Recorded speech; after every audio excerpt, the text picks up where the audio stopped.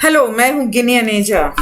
और कुछ दिन पहले मैंने डॉक्टर नीला गोखले जो एक लॉयर हैं, उनके साथ एक शो किया था कि बच्चों के साथ, औरतों के साथ, लड़कों के साथ शोषण, यौन शोषण जो होता है उसके बारे में। लेकिन वो शो इंग्लिश में था और उस वक्त मुझे ध्यान में नहीं आया कि आप लोगों तक कैसे पहुंचेगा और आप लोगों तक ये बातें और ये कानून कैसे पहुंचेंगे।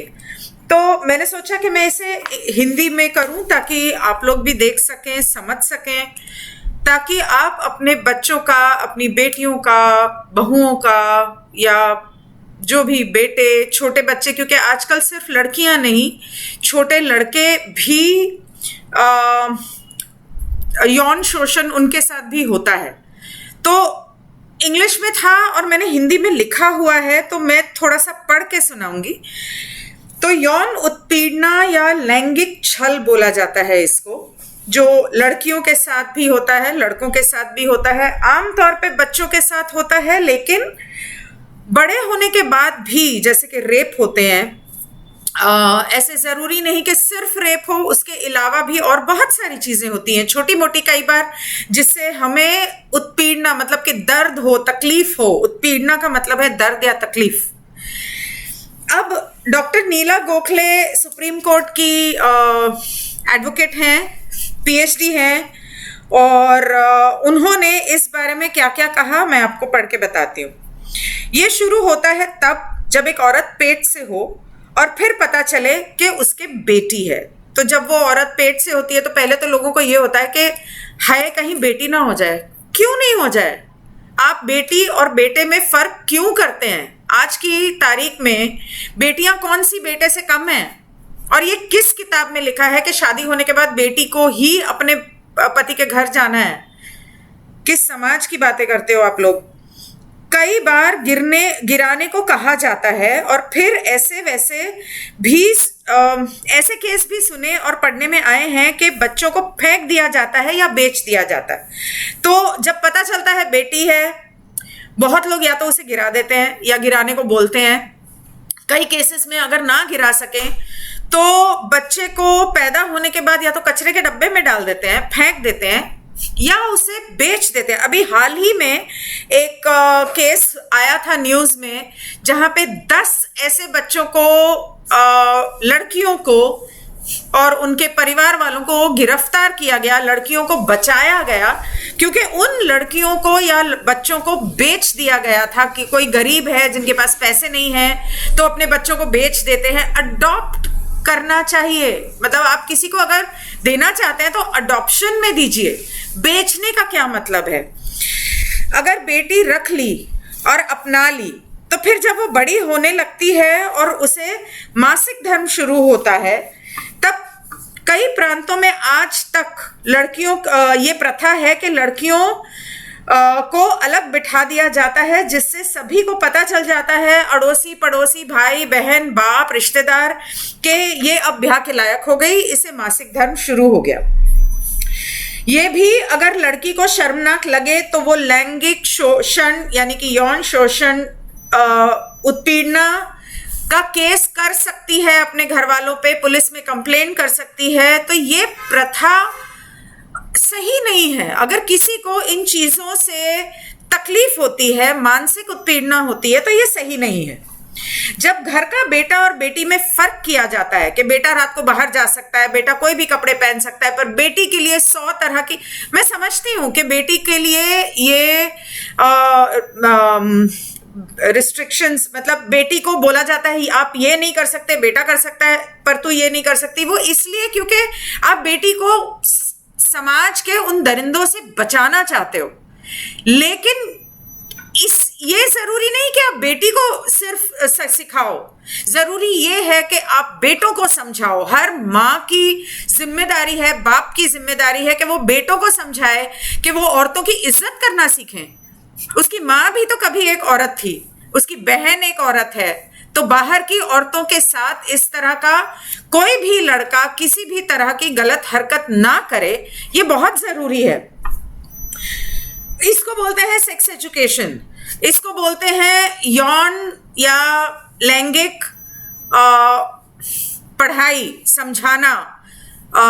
स्कूल्स में ये बहुत ज़रूरी है कि होना चाहिए, और अगर स्कूल्स ठीक से नहीं करते तो घर में माँ बाप भी कर सकते हैं। एक बच्चा जब छोटा सा होता है तो उसे इतना तो आप समझा सकते हो कि अगर कोई भी तुम्हें गलत जगह पर गलत तरीके से या इरादे से हाथ लगाए, देखे, या तुम्हें ऐसा लगे कि तुम्हें अच्छा नहीं लगा, कोई तुम्हें ऐसे भी कर सकता है और तुम्हें अच्छा नहीं लग सकता।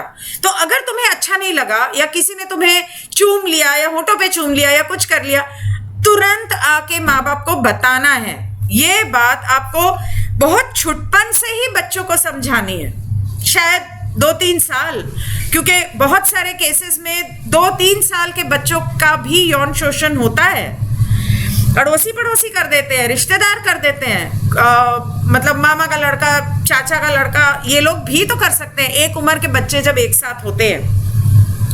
लिंग के बिना पर किसी से अलग या दुर्व्यवहार करना लैंगिक शोषण में गिना जाता है। इसके खिलाफ कानून है, आप लीगली ये नहीं कर सकते।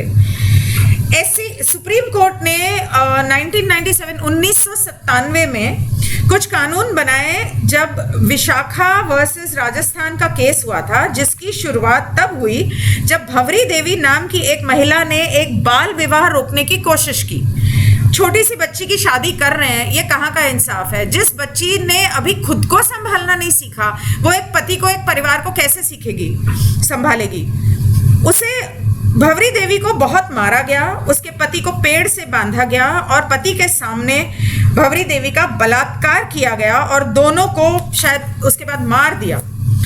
तब एक एनजीओ, एक महिला मंडल, इस तरह की कुछ औरतों ने इस बात को सुप्रीम कोर्ट तक लेके गए और तब पता चला कि ये किस्से बहुत जगह होते हैं, सिर्फ राजस्थान में नहीं होते। और बहुत सारे, उसके बाद क्या हुआ कि बहुत सारी महिला वकीलों ने एक साथ जुट कर सुप्रीम कोर्ट में एक मतलब PIL दाखिल की होगी, या मतलब वो उन्होंने सुप्रीम कोर्ट को ये कहा कि ये सही नहीं है, इसके खिलाफ कोई कानून होना चाहिए।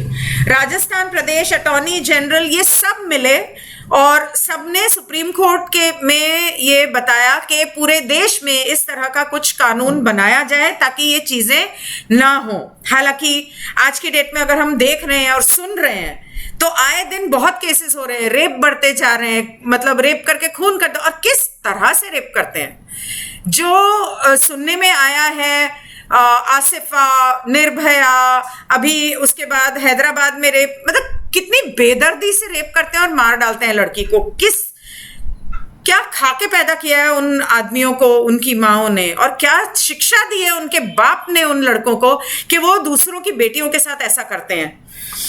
यहां तक कि अगर आपने सुना होगा तो रिसेंटली, मतलब हाल ही में ये भी पता चला है, और शायद बहुत लोगों को पता होगा, लड़कों को भी नहीं छोड़ा जाता, लड़कों का भी रेप होता है जिसको सोडोमाइज कहते हैं, और लड़कों को भी बेचा जाता है क्योंकि बहुत सारे लोग होते हैं जिन्हें लड़की नहीं, उन्हें लड़का पसंद है किसी भी वजह से।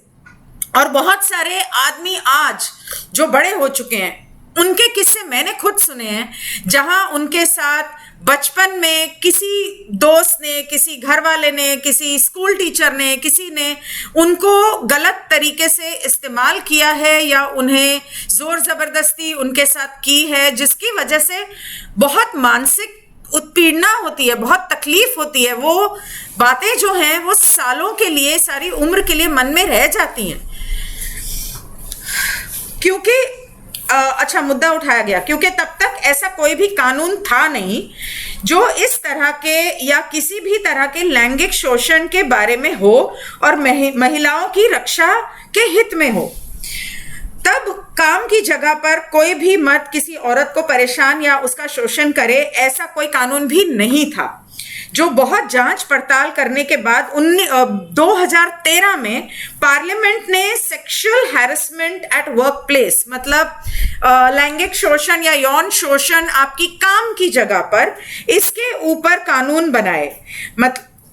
यौन शोषण या लैंगिक शोषण जो आप तब होता है, सिर्फ तब नहीं जब आप अपने दफ्तर में या अगर आप घर में काम करते हैं किसी के, तो घर में दाखिल होते हैं या कहीं, ये तब शुरू होता है जब आप घर से निकलते हैं। सपोजिंग आप ऑफिस में काम कर रहे हैं और कोई ऑफिस की गाड़ी या बस आपको पिकअप करने आ रही है, बस में और भी लोग हैं जो जानबूझ के कोहनी मार देते हैं या गलत नजर से देखते हैं या आपके सीने पे नजर डालते हैं या आपके पीछे नजर डालते हैं या आपको सीटी मारते हैं या कुछ ऐसा बोलते हैं जिससे जो आपको अच्छा नहीं लगता, गंदा लगता है। अगर आपको तकलीफ होती है और एक बार होगा आप उसे कहेंगे कि मुझे ये पसंद नहीं, आपको ये कहना चाहिए। मैं इस पे आऊंगी आगे कि आवाज उठाना कितना जरूरी है। हम खुद अपने दुश्मन बनते हैं, औरत खुद अपनी दुश्मन है, क्योंकि पहली बात तो ये कि वो समाज के डर से, घर वालों के डर से, बदनामी के डर से आवाज नहीं उठाती। दूसरी बात ये कि अगर वो आवाज उठाती है तो उसके घर वाले उसका साथ नहीं देते। तीसरी बात ये कि एक बार अगर उसने इस इंसान को मना कर दिया, दूसरी बार उसने कंप्लेन कर दी, फिर भी नहीं माना, अगर वो पुलिस में जाके रिपोर्ट दाखिल कराना चाहती है, उसको एफआईआर करनी चाहिए और पुलिस वालों का ये काम है कि वो एफआईआर को दर्ज करें, वो मना नहीं कर सकते। ठीक है, ये घर से आप निकलते हो और काम के लिए और घर के वापस पहुंचने तक माना जाता है। अगर वो दफ्तर के किसी भी काम से अगर आप निकले हैं और उन लोगों से जुड़ा हुआ मामला है तो मतलब के समझ लो आप किसी के दफ्तर में कुछ काम से गए हो, अपने ऑफिस से निकल के किसी के घर में काम से गए हो, तो वहां पर भी अगर कोई ऐसा करता है तो वो भी इस एक्ट या इस लॉ के तहत आता है। इसका मतलब क्या है, इसमें क्या क्या माना जाता है। जब एक इंसान आपकी तरफ घूरता है, कुछ कहता है, छूता है, एक के लिए ये गंवारा हो सकता है पर दूसरे के लिए नहीं। अगर कोई औरत है जिसे बुरा नहीं लगता, ठीक है, उसे नहीं लगता, लेकिन अगर किसी ने कुछ ऐसा कहा या वही बात किसी दूसरी औरत को कही और उसको बुरी लग रही है, तो वो सेक्सुअल हैरेसमेंट यानी कि लैंगिक या यौन उत्पीड़ना के तहत दर्ज हो सकता है पुलिस स्टेशन में। सामने वाले का इरादा क्या है, इससे ज्यादा जरूरी है कि आपके ऊपर उसका क्या असर हो रहा है। अगर कोई आपको घूर रहा है, और कुछ लोग होंगे जो सोचेंगे जाने दो इसको, जो करना है करने दो, लेकिन कोई औरत होगी जिसे तकलीफ होगी, जिसे बुरा लगेगा, जिसे शर्म आएगी, तो वो उसे कह सकती है और उसे कहना चाहिए। कम एक बार, दो बार, तीन बार पुलिस में अगर आपको जरा भी लगता है कि ये हद से बाहर जा रहा है तो तुरंत आपको पुलिस स्टेशन में रिपोर्ट लिखानी चाहिए। अगर पुलिस स्टेशन वाले नहीं मानते तो आप एक महिला मंडल पे भी जा सकती हैं। अगर आपको डर लगता है, बुरा लगता है, तो आप शिकायत कर सकते हो। अगर कोई आपके साथ सोने को कहता है, ऐसी कोई भी बात, उनका लिंग छूने को कहता है या आपको छूता है गलत जगह पर, सीने पर, या दिखाता है कुछ ऐसी तस्वीरें या खुद अपना शरीर या वीडियो या फोटो, ये सब माना जाता है उस कानून के अंदर कि आप ये गलत है और इसके खिलाफ आप कंप्लेन कर सकते हो। इसमें अगर कोई महिला का ऑफिस में जल्दी प्रमोशन हो जाता है, क्योंकि शायद वो बॉस के साथ थोड़ी ज्यादा खुली हुई है, मस्ती ले रही होगी, और आपको ऐसा लगता है और आप इसे एक तरह से साबित कर सकते हो कि आप ज्यादा काबिल थे लेकिन उसे प्रमोशन मिल गई, ये भी सेक्सुअल हैरेसमेंट में आता है और आप कंप्लेन कर सकते हो। आमतौर पर लोग ऐसी औरत को बुरा बताते हैं या उसका मजाक उड़ाते हैं कि ये फिजूल तमाशा कर रही है। ऐसे में कई लोग सोचते हैं कि कंपनी का नाम खराब होने से अच्छा है कि इस औरत को काम से निकाल दो। अगर कंप्लेन की जाती है, ज्यादातर कंपनी में बाहर कंपनी का स्टाफ तो होता है, लेकिन उसके अंदर जरूरी है कि बाहर के किसी एनजीओ या महिला मंडल का कोई रिप्रेजेंटेटिव, मतलब उनका एक इंसान हो, साथ में एक वकील हो, और बाहर के साइकोलॉजी एक्सपर्ट्स हों जो इंसान के तौर तरीके के बारे में स्पेशलाइज करते हो, काउंसलिंग साइकोलॉजी वगैरह का। तो इस बात का फैसला करने के लिए जब कंपनी में कंप्लेंट की जाती है, इस बात का फैसला करने के लिए इन सब लोगों का होना जरूरी है। पर शोषण घर से भी शुरू होता है और बढ़ावा मिलता है उसे जब बाप या पति बोलते हैं कि अगर तुम्हें ऐसा लगता है कि ऑफिस में या जहां तुम काम करने जाती हो वहां पर ऐसा कुछ हो रहा है तो तुम वो काम छोड़ दो या उसे नजरअंदाज कर दो या कुछ मत बोलो, नहीं तो तुम्हारी नौकरी छूट जाएगी या दूसरी नौकरी ढूंढ लो। लेकिन कितनी नौकरियां बदलेंगे आप? लगता है कि कुछ ठीक नहीं हो रहा तो वहां जाओ ही मत या ट्रांसफर ले लो। सहने से ज्यादा जरूरी है कि कुछ भी हो आवाज उठाओ, अपने हक को जानो और उसका इस्तेमाल करो। ना सिर्फ औरतों के आगे आना है बल्कि मर्दों के भी इसमें औरतों का साथ देना चाहिए, आवाज उठानी चाहिए। इस चीज में हाँ, औरतों का शोषण मर्दों से होता है, पर कुछ ऐसे समझदार पढ़े लिखे या अच्छे मर्द भी तो हैं दुनिया में, तो कम से कम वो इस चीज में औरतों का साथ दें। या किसी जरूरी नहीं है कि औरत के साथ ही होता है, आजकल तो मर्दों के साथ भी होता है, शायद पहले भी होता था पर किसी ने कभी बताया नहीं। तो अगर किसी के साथ इस तरह का शोषण हो रहा है तो वो कंप्लेन कर सकते हैं, करनी चाहिए, उन्हें आवाज उठानी चाहिए। जब अगर हम हमेशा ये सोचते रहेंगे कि ठीक है ना, कभी ना कोई आवाज उठाएगा तो हम साथ दे लेंगे, क्यों? तुम क्यों नहीं हो सकते? तुम क्यों नहीं आवाज उठा सकते? तुम वो पहले, अब भंवरी देवी भी ऐसा सोचती तो ये कानून बनता ही नहीं। वो भी सोचती कि मेरी बेटी थोड़ी है जिसकी शादी हो रही है, जिसकी हो रही है उसके घर वाले जाने।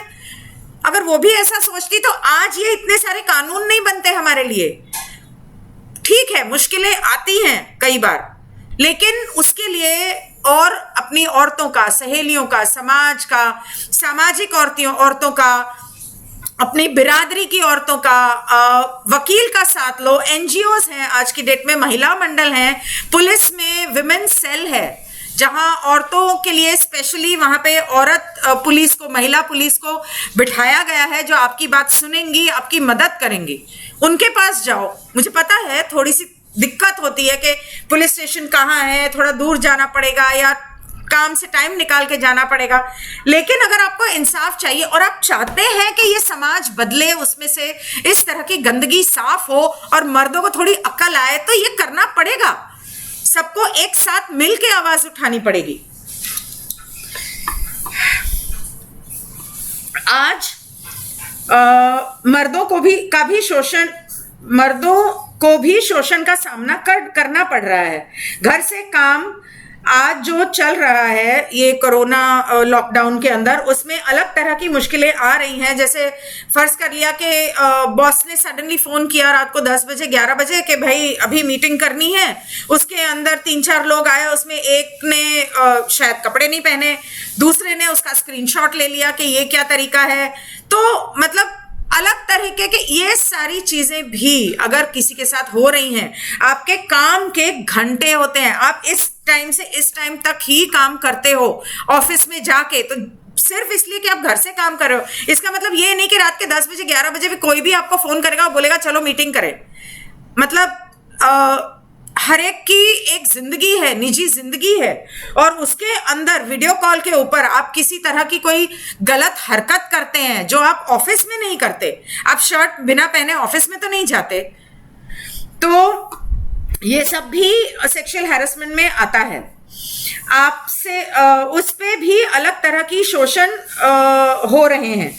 जब तक औरतें ये सब चुपचाप सहती रहेंगी और आवाज नहीं उठाएंगी, तब तक समाज में बदलाव आना मुश्किल है। यहां तक कि अगर कोई घूर रहा है और आपको आपत्ति है तो आवाज उठाओ, चुप मत रहो। जरूरत पड़ी तो जाके थप्पड़ मार दो, लोगों को बताओ, औरतों का साथ लो, सहेलियों या परिवार की औरतों से बात करो। अकेले चुपचाप क्यों सहना? सबसे बड़ी दिक्कत यह है कि क्योंकि माँ चुपचाप सब सहती है ना, इसलिए जब बेटी के साथ कुछ होता है या बच्चों के साथ कुछ होता है बाहर, घर से बाहर, या घर के रिश्तेदार कुछ करते हैं, वो भी चुपचाप सह लेते हैं, क्योंकि वो माँ को देख देख के यही सीख रहे हैं कि ये तो चुपचाप सह रही है, इसका मतलब हमें भी चुपचाप सहना है। क्यों सहना है भाई? पहली बात तो एक माँ जब ऐसा करती है अपने बच्चों के लिए गलत उदाहरण पैदा कर रही है।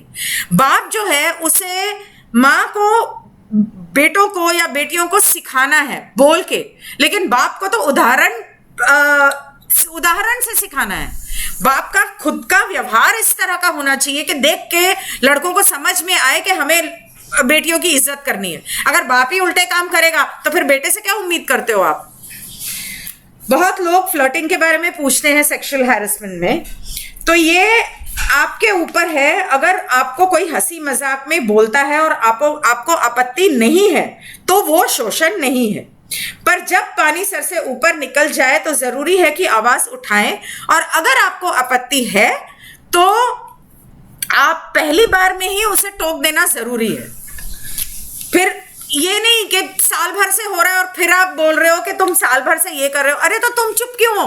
तुम चुप रहोगी तो उस आदमी को ये इशारा मिलता है कि ये चुप रहने वाली है और इसे शायद ये पसंद है। तो इससे अच्छा है कि पहली बार में ही जब उसने कुछ ऐसा बोला उसे वहीं पे टोक दो। शिकायत करने से पहले उनको टोकें और कहें मुझे ये पसंद नहीं, और बोलने पर ना माने तो कंप्लेन करें। झूठी कंप्लेन या बिना बात की करेंगे तो आपका ही नाम खराब होगा और लोग आगे से आप पे भरोसा नहीं करेंगे।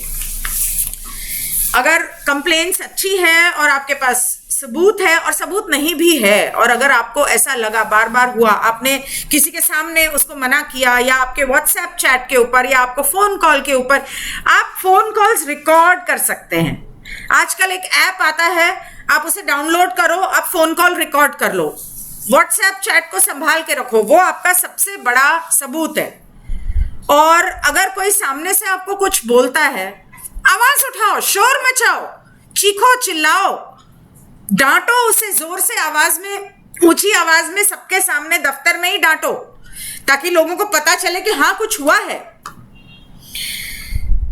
जब परिवार या ससुराल के लोग शोषण करें तो औरत क्या करे, ये मैंने पूछा था डॉक्टर नीला गोखले से, और उनका ये कहना है कि पति, माँ या सास हो सकता है सपोर्ट ना करें और या चुप होने को कहें या आवाज उठाने पे घर से निकाल दें, तो आवाज उठानी जरूरी है।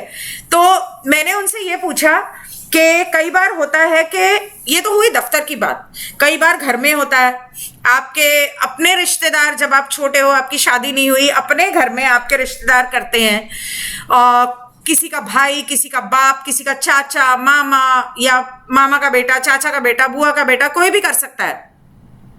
उसके अलावा जब आपकी शादी होती है तो सबसे बड़ी दिक्कत तब आती है क्योंकि आपकी तो शादी हो गई और माँ बाप तो हाथ धो लेंगे, वो बोलेंगे बेटा अब तुम्हारी जिंदगी है, तुम झेलो, घर वापस नहीं आना, तलाक नहीं लेना, और छोटी सी बात का तमाशा मत करना। माँ बोलेगी हाँ मेरे साथ भी बहुत कुछ हुआ है, मैंने भी सहा, मैंने अपनी जिंदगी जी, तुम भी जियो, ये जिंदगी का हिस्सा है। नो, आई एम सॉरी, ये जिंदगी का हिस्सा नहीं है और इसे हिस्सा बनाने देना भी नहीं।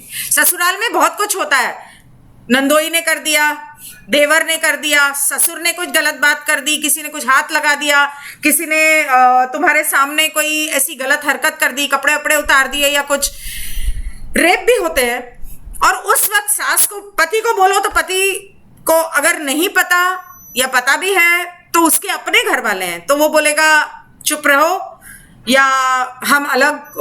आज तक किसी पति ने ये नहीं बोला कि हम अलग हो जाते हैं, औरत को बोलना पड़ता है कि हम अलग हो जाएं। सास को बोलेगी, ननद को बोलेगी या किसी को बोलेगी तो वो लोग ध्यान ही नहीं देंगे, वो बोलेंगे क्या करें, जवाई है, उसको तो कुछ नहीं कह सकते, तुम खुद को संभालो।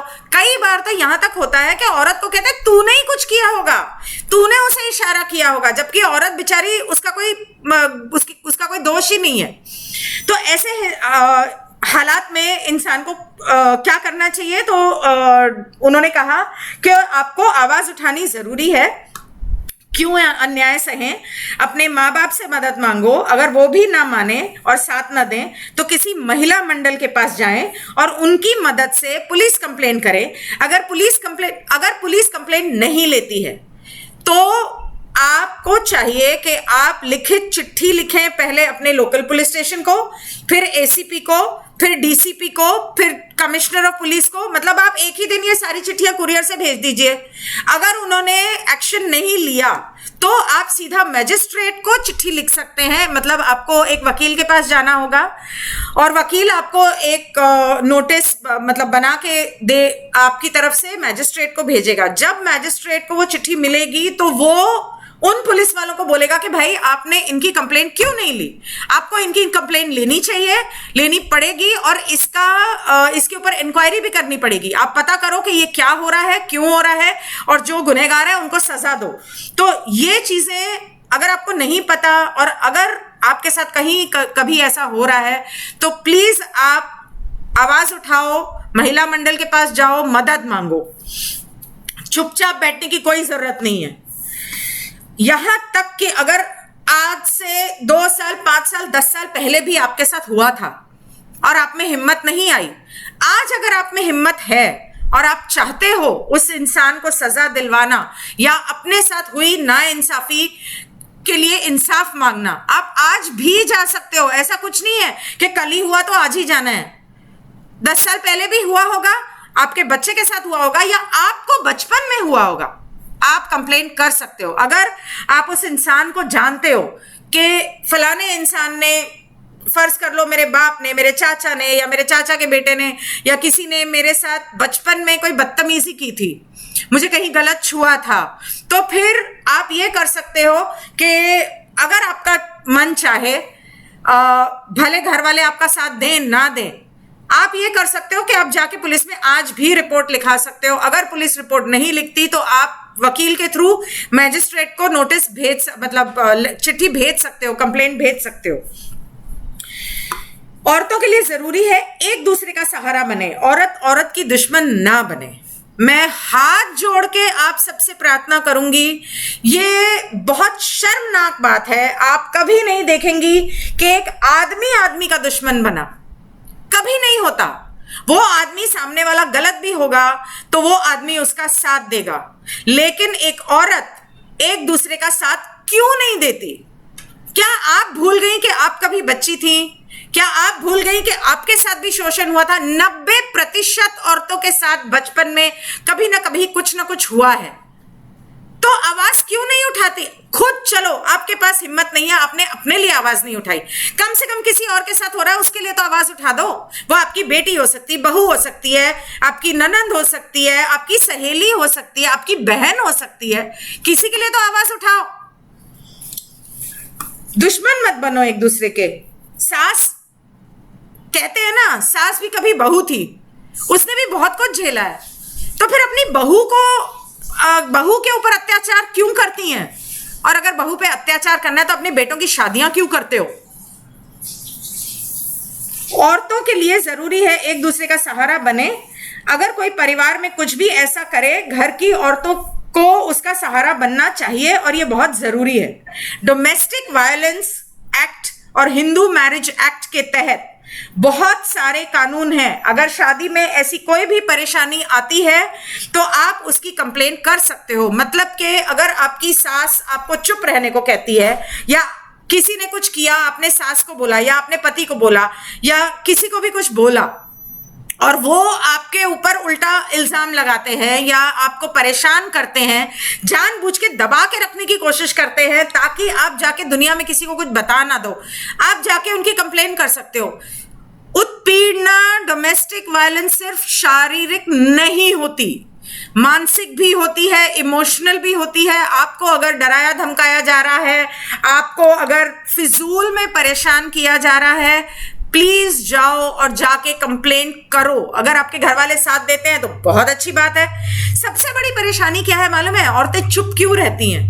एक तो वो बच्चों की वजह से चुप रहती हैं, दूसरा फाइनेंशियली इंडिपेंडेंट नहीं होती, मतलब कि उनकी खुद की कमाई, वो बहुत बार ये होता है कि वो या तो काम नहीं करती और अगर काम करती है तो उनकी कमाई घर चलाने के लिए काफी नहीं होती, उनको पैसों की जरूरत होती है या सहारे की या समाज की वजह से। कई बार समाज की वजह से वो चुप रहती हैं या समाज की वजह से वो कंप्लेन नहीं करती।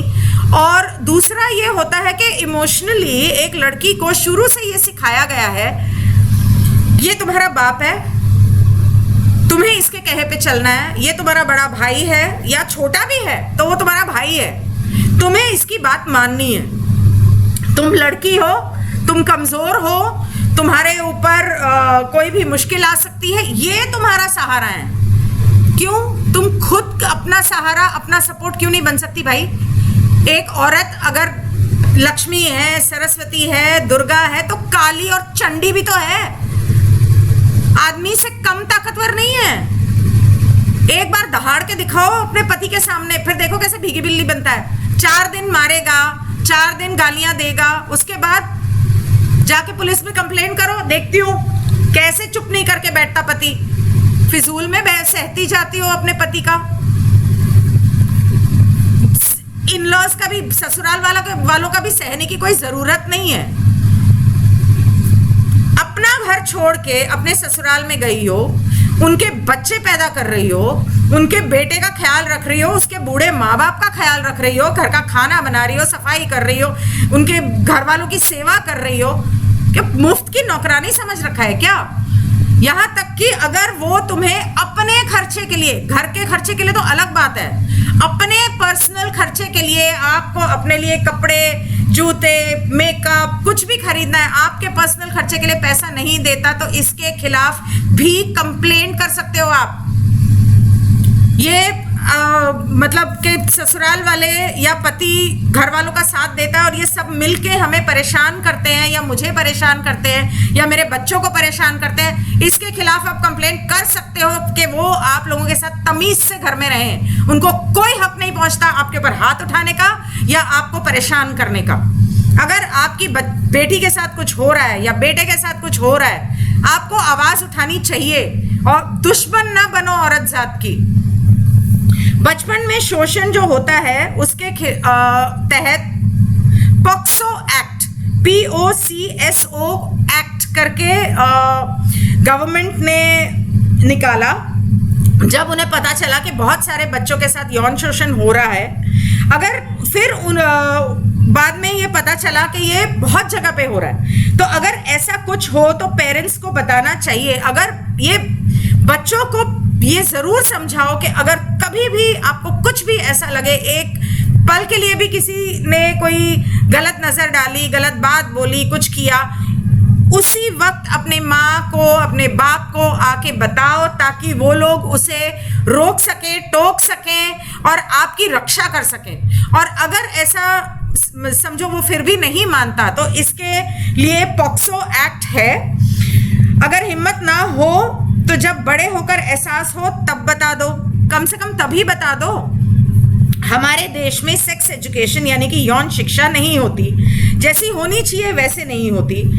माँ बाप को चाहिए कि वो बच्चों को छोटी उम्र में ये सब समझाएं। मुझे याद है कि जब मेरे बेटे छोटे थे, 2 साल के, तब मैं उन्हें समझाया करती थी, अगर किसी ने तुम्हें गलत तरीके से छुआ या तुम्हें गलत जगह पर छुआ, उसी वक्त मुझे आकर बताना। उसके बाद जब बच्चे 10-12 साल के हुए तो मैंने अपने पति से कहा कि इनको इस बारे में समझाओ, इन्हें पता होना चाहिए, क्योंकि आजकल तो लड़कों को भी नहीं छोड़ते लोग, और बच्चों को 1 सेकंड के लिए भी मैं अकेला नहीं छोड़ती थी। तो मेरे पति ने उनके बाप ने उनको कभी नहीं समझाया होगा, तो उनको ये सब चीजें समझ में नहीं आई। उन्होंने कहा मुझसे नहीं होता। तब मैंने ये किया कि एनसाइक्लोपीडिया लेके अपने बच्चों को, अपने बेटी के, अपनी बहन की का जो बेटा है, तीनों को एक साथ बिठा के एक एजुकेशनल तरीके से एनसाइक्लोपीडिया लेके, फोटो दिखा के साथ में समझाया कि ऐसा होता है, और ये अगर ऐसा होता है तो ये गलत है, क्योंकि आप छोटे हो, इसमें कोई शर्म की बात नहीं है। आपके माँ बाप ने सेक्स किया था तो आप पैदा हुए, आपने सेक्स किया तो आपके बच्चे पैदा हुए, और आपके बच्चे भी बड़े होकर सेक्स करने ही वाले हैं। तो इससे अच्छा है कि वो बाहर से कुछ गलत तरीके से सीखें, इससे अच्छा है कि आप उन्हें सही तरीके से समझाओ, क्योंकि इन बचपन के शोषण का दिमाग पे सारी उम्र के लिए असर होता है, यहां तक के शादी के रिश्ते पे भी कई बार इसकी वजह से खराब हो जाते हैं। इंडियन गवर्नमेंट कोई काउंसलिंग या ट्रीटमेंट, मेंटल काउंसलिंग या साइकोलॉजी ट्रीटमेंट नहीं देती, पर यह कभी कभी बहुत जरूरी हो जाता है। पर हमारे देश में जब कोई काउंसलिंग की बात करता है तो लोग कहते हैं कि तू पागल है, मैं पागलों के डॉक्टर के पास जाऊंगा या मैं दिमाग के डॉक्टर के पास जाऊंगा, मैं पागल नहीं हूं। मतलब क्यों? अगर आपका शरीर बीमार होता है तो आप डॉक्टर के पास जाके दवाई ले सकते हो, तो अगर आपका मानसिक तौर पे अगर आपको कोई तकलीफ है तो आप मानसिक डॉक्टर के पास क्यों नहीं जा सकते भाई?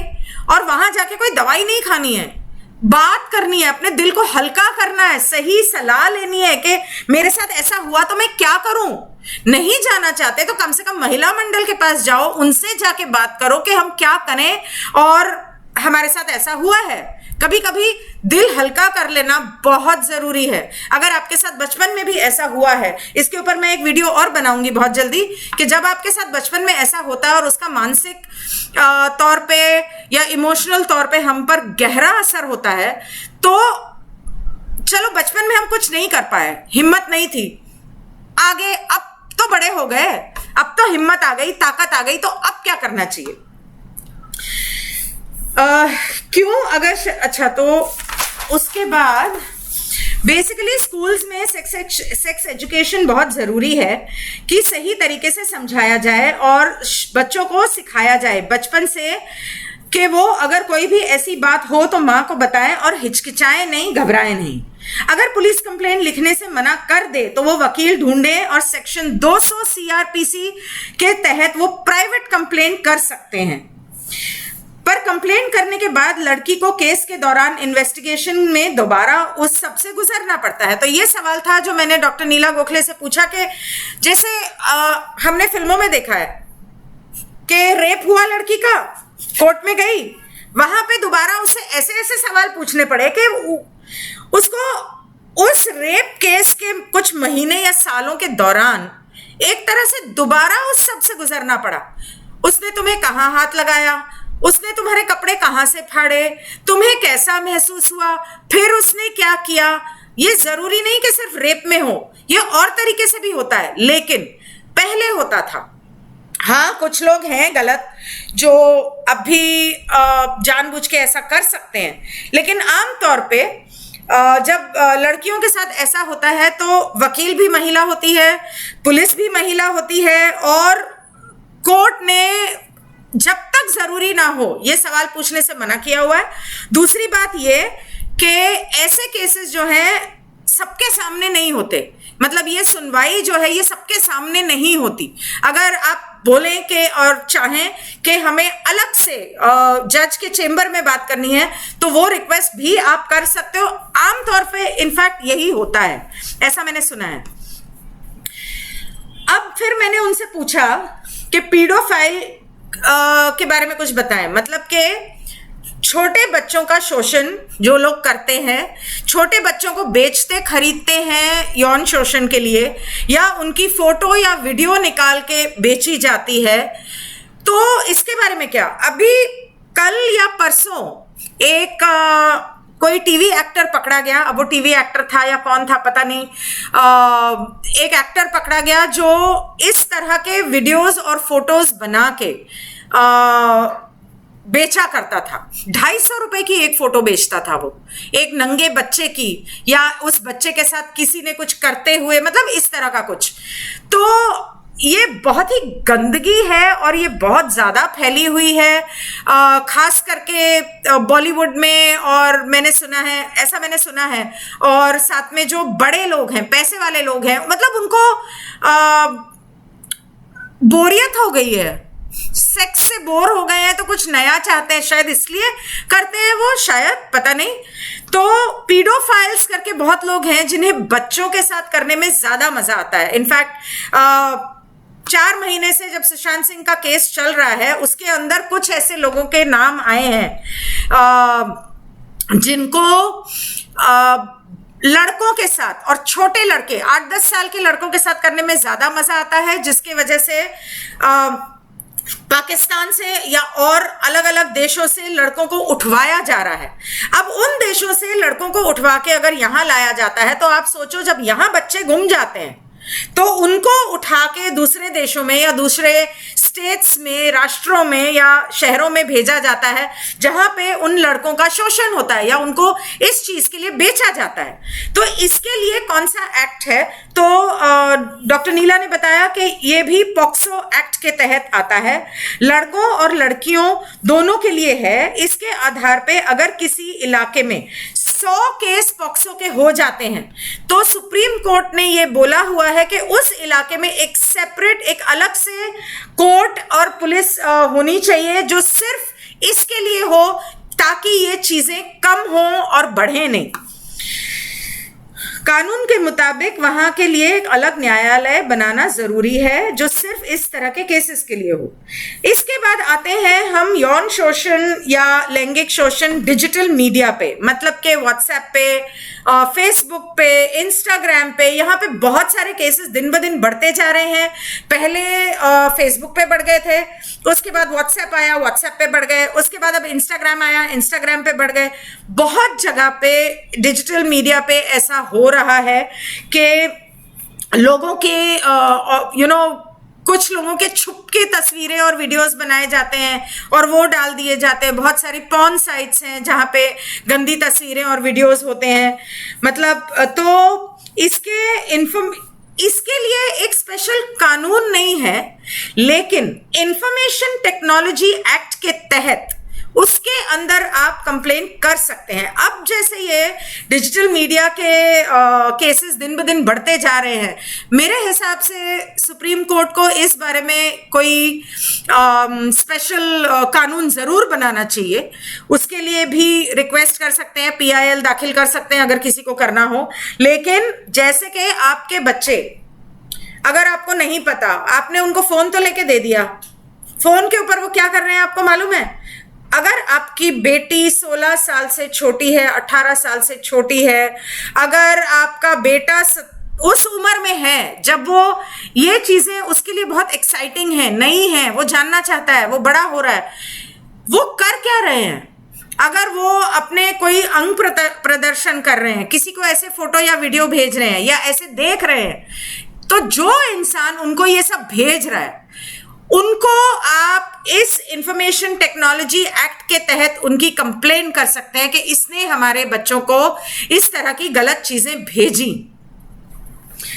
निर्भया केस के बाद 2014 में CRPC और IPC में बहुत कुछ बदला और बहुत गहरा और बड़ा जुर्म माना जाता है ये, तो FIR करना जरूरी है। हालांकि कुछ दिक्कतें आती हैं और आपके लिए ये जानना जरूरी है कि आप किसी भी हिंदुस्तान के किसी भी पुलिस स्टेशन में जाके रिपोर्ट लिखा सकते हैं और पुलिस वाले आपको मना नहीं कर सकते।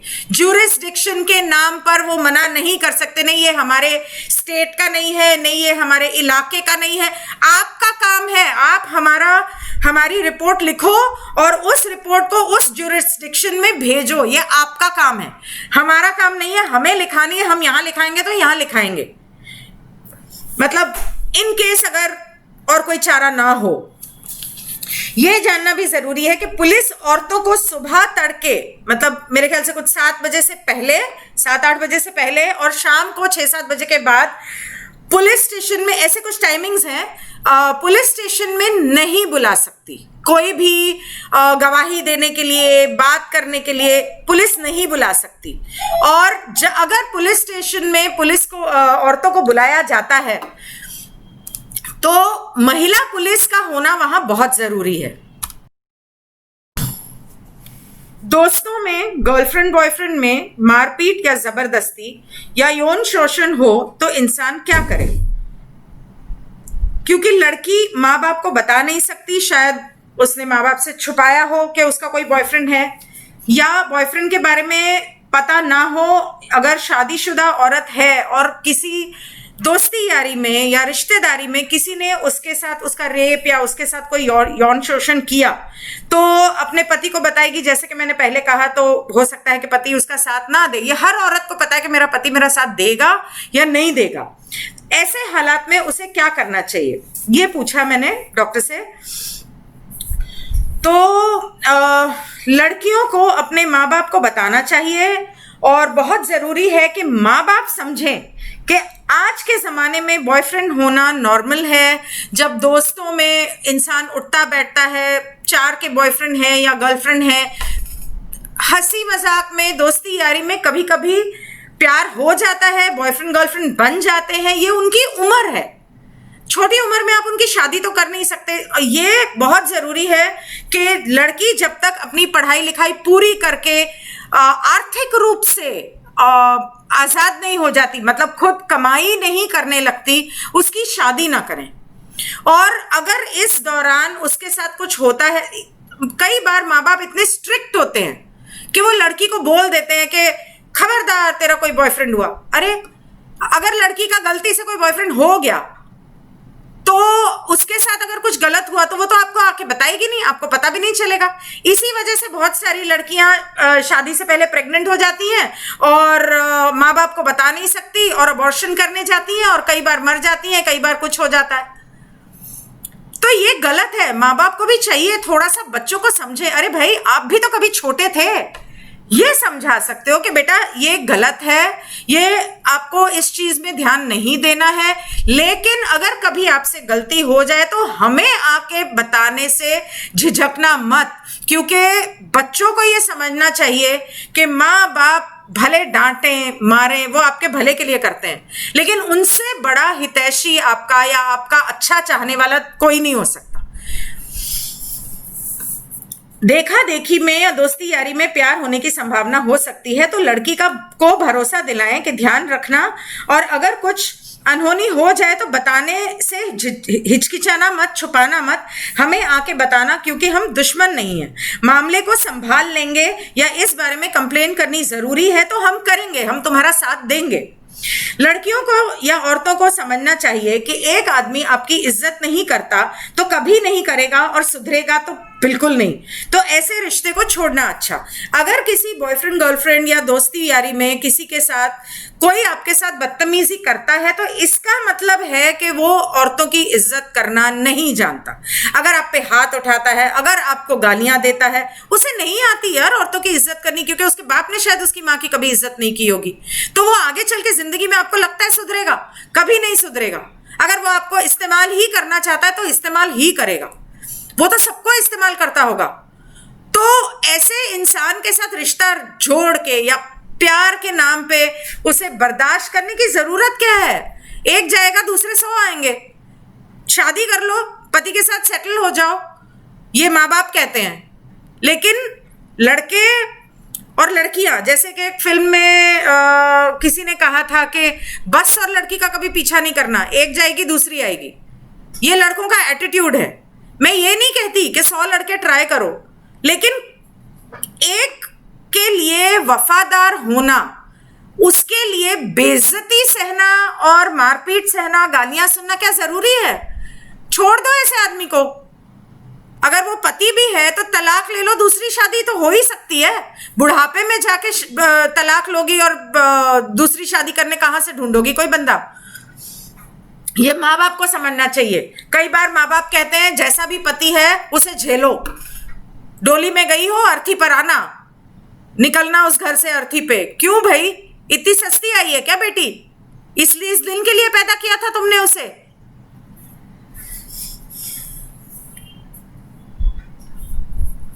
अगर शादीशुदा हो तो प्रॉब्लम यह होती है कि औरतें आर्थिक रूप से आजाद नहीं होती, और जरूरी है कि लड़की की शादी करने से पहले लड़की आर्थिक रूप से आजाद होनी चाहिए।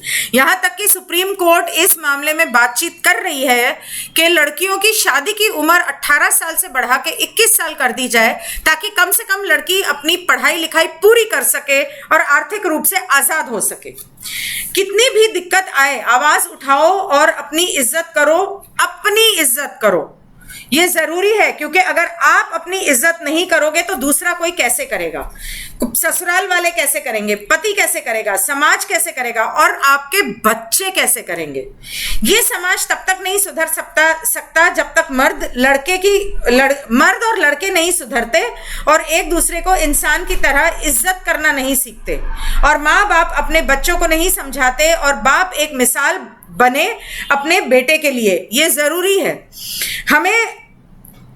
हम सबने मिलकर ये करना होगा। किसी दूसरे का इंतजार करने के बजाय खुद अपनी कोशिश करें और आवाज उठाना ना भूलें। तो ये था यौन शोषण, सेक्सुअल अब्यूज के ऊपर मेरा डिस्कशन डॉक्टर नीला गोखले वकील जो हैं सुप्रीम कोर्ट की, उनके साथ। इसके बाद हमने कल रात को शादीशुदा जिंदगी, डिवोर्स, घर के अंदर ससुराल और पति से उत्पीड़ना, मतलब मार पीट या वगैरह वगैरह, इस चीज पे हम लोगों ने कल बातचीत की, और इसके ऊपर भी उन्होंने बहुत सारी बातें बताई जो आम इंसान को नहीं पता। दिक्कत यह है कि वो इंग्लिश में था, तो मैं उसको भी हिंदी में ट्रांसलेट करके बहुत जल्दी वीडियो बनाऊंगी। एक बात याद रखना, इस वीडियो को जितना शेयर करो करना, क्योंकि जितने ज्यादा लोगों को इन कानूनों के बारे में पता चले, अपने हक के बारे में पता चले और अपने हक के लिए लड़ना शुरू करेंगे, तभी इस समाज में बदलाव आएगा। नमस्कार, थैंक यू।